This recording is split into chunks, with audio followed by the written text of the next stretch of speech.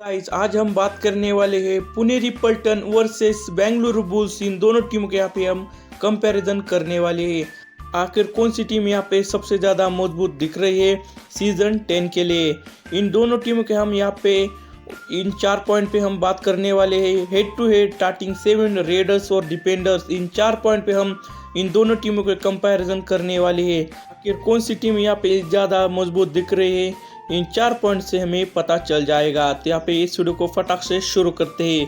पहले बात करते हैं यहाँ पे हेड टू हेड की। तो यहाँ पे हेड टू हेड में पुनेरी पल्टन वर्सेस बेंगलुरु बुल्स, इन दोनों टीमों के बीच यहाँ पे टोटल 16 बार मुकाबले हुए हैं, जिसमें से पुनेरी पल्टन ने 9 बार जीते हैं तो यहाँ पे बुल्स ने 7 बार जीते हैं। जो हेड टू हेड का पॉइंट था वो यहाँ पे पुनेरी पल्टन को जाता है।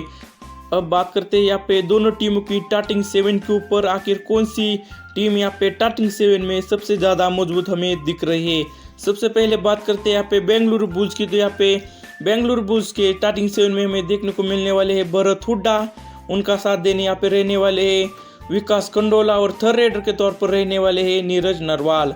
अब बात करते हैं यहाँ पे डिफेंडर्स के ऊपर। तो यहाँ पे लेफ्ट कोर पे हमें देखने को मिलने वाले हैं विशाल लाथेर, तो यहाँ पे राइट कोर पे हमें देखने को मिलने वाले सुब्रामण्यम। अब बात करते हैं यहाँ पे कॉर्नर्स के ऊपर। तो यहाँ पे लेफ्ट कॉर्नर पे हमें देखने को मिलने वाले हैं अमन और राइट कॉर्नर पे हमें देखने को मिलने वाले हैं सौरभ नांदल।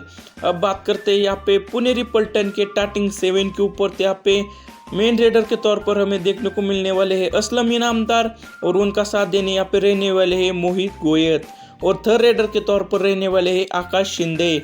अब बात करते हैं यहाँ पे कॉर्नर्स के ऊपर। तो यहाँ पे लेफ्ट कॉर्नर पे हमें देखने को मिलने वाले हैं संकेत सावंत और राइट कोर पे हमें देखने को मिलने वाले हैं अभिनेश नटराजन। अब बात करते हैं यहाँ पे कॉर्नर्स के ऊपर। तो यहाँ पे लेफ्ट कॉर्नर पे हमें देखने को मिलने वाले हैं मोहम्मद रिजा शादलू, तो यहाँ पे राइट कॉर्नर पे हमें देखने को मिलने वाले हैं गौरव खत्री। स्टार्टिंग 7 का जो पॉइंट है वो यहाँ पे जाता है पुनेरी पल्टन को, क्योंकि यहाँ पे पुनेरी पल्टन के पास यहाँ पे मोहम्मद रिजा शादलू है जो कि यहाँ पे ऑलराउंडर खिलाड़ी है और यहाँ पे डिफेंस भी बहुत ही बढ़िया करते हैं मोहम्मद रिजा शादलू। इसके वजह से यहाँ पे जो स्टार्टिंग 7 का पॉइंट है वो यहाँ पे पुनेरी पल्टन को जाता है। और यहाँ पे पुनेरी पल्टन के जो रेडर है वो भी यहाँ पे बेहतरीन दिख रहे हैं, तीनों रेडर यहाँ पे बहुत ही बेहतरीन दिख रहे हैं। अब बात करते हैं यहाँ पे रेडर्स कंपैरिजन के ऊपर। यहाँ पे पहले बात करते हैं बेंगलुरु बुल्स के ऊपर। तो यहाँ पे भरत हुड्डा ने पिछले सीजन 23 मुकाबलों में 279 रेड पॉइंट्स लिए हैं भरत हुड्डा ने, और यहाँ पे 16 सुपर टेंस लगा है। एवरेज की बात करते हैं यहाँ पे 12.1 का एवरेज निकल के आता है भरत हुड्डा का। अब बात करते हैं यहाँ पे विकास खंडोला की। तो यहाँ पे विकास खंडोला ने पिछले सीजन 24 मुकाबलों में 135 रेड पॉइंट्स लिए हैं और यहाँ पे 4 सुपर टेंस लगाए हैं। एवरेज की बात करते हैं यहाँ पे 5.6 का एवरेज निकल के आता है विकास खंडोला का। अब बात करते हैं यहाँ पे नीरज नरवाल की। तो यहाँ पे नीरज नरवाल ने पिछले सीजन यहाँ पे 24 मुकाबलों में 92 रेड पॉइंट्स लिए हैं और यहाँ पे 2 सुपर टेंस लगाए हैं। एवरेज की बात करते हैं यहाँ पे 3.8 का एवरेज निकल के आता है नीरज नरवाल का। अब बात करते हैं यहाँ पे पुनेरी पल्टन के रेडर्स के ऊपर। यहाँ पे असलम इनामदार ने पिछले सीजन 17 मुकाबलों में 138 रेड पॉइंट्स लिए हैं और यहाँ पे 4 सुपर टेंस लगाए हैं। एवरेज की बात करते हैं यहाँ पे 8.1 का यहाँ पे एवरेज निकल के आता है असलम इनामदार का। मोहित गोयत की बात करते हैं यहाँ पे मोहित गोयत ने पिछले सीजन 17 मुकाबलों में 120 रेड पॉइंट्स लिए हैं और यहाँ पे 4 सुपर टेंस लगाए हैं। अगर एवरेज की बात करते हैं यहाँ पे 7 का एवरेज निकल के आता है मोहित गोयत का। अब बात करते हैं यहाँ पे आकाश शिंदे के ऊपर। तो यहाँ पे आकाश शिंदे ने पिछले सीजन 22 मुकाबलों में 139 रेड पॉइंट्स लिए हैं और यहाँ पे 4 सुपर टेंस लगाए हैं। एवरेज की बात करते हैं यहाँ पे 6.3 का एवरेज निकल के आता है आकाश शिंदे का। रेडर्स का जो पॉइंट है वो यहाँ पे पुनेरी पल्टन को जाता है, क्योंकि यहाँ पे पुनेरी पल्टन के पास तीनों बेहतरीन रेडर्स है। अगर एक आउट होता है तो यहाँ पे दूसरा रेडर बहुत ही बेहतरीन करके दिखा सकता है मैचेस में। इसके वजह से यहाँ पे रेडर्स का जो पॉइंट है वो यहाँ पे जाता है पुनेरी पल्टन को। बेंगलुरु बुल्स के जो भरत हुड्डा है वो ही अकेले यहाँ पे पॉइंट लेकर आते हैं, बाकी दोनों रेडर यहाँ पे चलते नहीं है। इसके वजह से यहाँ पे पुनेरी पल्टन को ये पॉइंट जाता है। अब बात करते हैं यहाँ पे डिफेंस के ऊपर। यहाँ पे पहले बात करते हैं यहाँ पे बेंगलुरु बुल्स के डिफेंस के ऊपर। तो यहाँ पे लेफ्ट कॉर्नर पे जो खिलाड़ी है विशाल लाथेर ने पिछले सीजन 22 मुकाबलों में 58 टैकल पॉइंट्स लिए हैं और यहाँ पे 3 हाई फाइव लगाए हैं। एवरेज की बात करते हैं यहाँ पे 2.6 का एवरेज निकल के आता है विशाल लाथेर का। अब बात करते हैं यहाँ पे सुब्रमण्यम की। तो यहाँ पे सुब्रमण्यम ने पिछले सीजन 4 मुकाबलों में 12 टैकल पॉइंट्स लिए हैं और यहाँ पे 1 हाई फाइव लगाए हैं। एवरेज की बात करते हैं यहाँ पे 3 का एवरेज निकल के आता है सुब्रमण्यम का।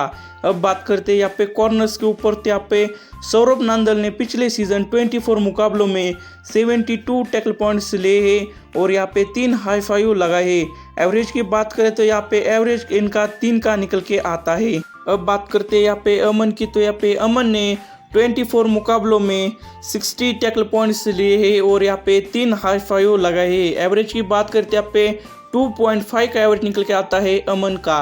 अब बात करते हैं यहाँ पे पुनेरी पल्टन के डिफेंडर्स के ऊपर। तो यहाँ पे अभिनेश नटराजन ने पिछले सीजन 15 मुकाबलों में 34 टैकल पॉइंट्स लिए हैं और यहाँ पे 1 हाई फाइव लगा है। एवरेज की बात करते हैं यहाँ पे 2.2 का एवरेज निकल के आता है अभिनेश नटराजन का।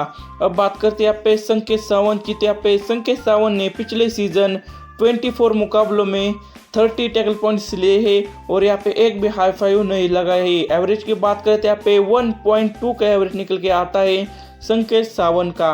अब बात करते हैं यहाँ पे कॉर्नर्स की। तो यहाँ पे गौरव खत्री ने पिछले सीजन 16 मुकाबलों में 20 टैकल पॉइंट्स लिए हैं और यहाँ पे इनकी एवरेज की बात करते हैं यहाँ पे 1.2 का एवरेज निकल के आता है गौरव खत्री का। अब बात करते हैं यहाँ पे मोहम्मद रिजा शादलू के ऊपर। तो यहाँ पे मोहम्मद रिजा शादलू ने पिछले सीजन पटना पायरेट्स की तरफ से खेलते हुए 20 मुकाबलों में 84 टैकल पॉइंट्स लिए हैं और यहाँ पे 6 हाई फाइव लगाए हैं। एवरेज की बात करते हैं यहाँ पे 4.2 का एवरेज निकल के आता है मोहम्मद रिजा शादलू का। जो डिफेंस का पॉइंट है वो यहाँ पे जाता है बेंगलुरु बुल्स को, क्योंकि यहाँ पे पुनेरी पल्टन के कवर्स बिल्कुल भी अच्छे नहीं है और यहाँ पे राइट कॉर्नर भी इनका अच्छा नहीं है। लेकिन यहाँ पे बेंगलुरु बुल्स के दोनों कॉर्नर बेहतरीन है और यहाँ पे कवर्स भी बहुत ही बेहतरीन है। इसके वजह से यहाँ पे डिफेंस का जो पॉइंट है वो यहाँ पे बेंगलुरु बुल्स को जाता है। अब बात करते हैं यहाँ पे फाइनल स्कोर की। तो यहाँ पे पुनेरी पल्टन के 3 पॉइंट है तो यहाँ पे बेंगलुरु बुल्स का 1 ही पॉइंट है। तो यहाँ पे ओवरऑल देखें तो यहाँ पे पुनेरी पल्टन यहाँ पे ज़्यादा मजबूत दिख रही है। बेंगलुरु बुल्स वर्सेस पुनेरी पल्टन अगर ये होता है तो यहाँ पे डेफिनेटली पुनेरी पल्टन ये मुकाबला जीतने वाली है। अगला कंपैरिजन वीडियो कौन सी टीमों के ऊपर चाहिए हमें कमेंट करके ज़रूर बताना। और आप इस चैनल पे नए तो इस चैनल को सब्सक्राइब कीजिए, उस वीडियो को लाइक कर दीजिए। मिलते हैं किसी और वीडियो में।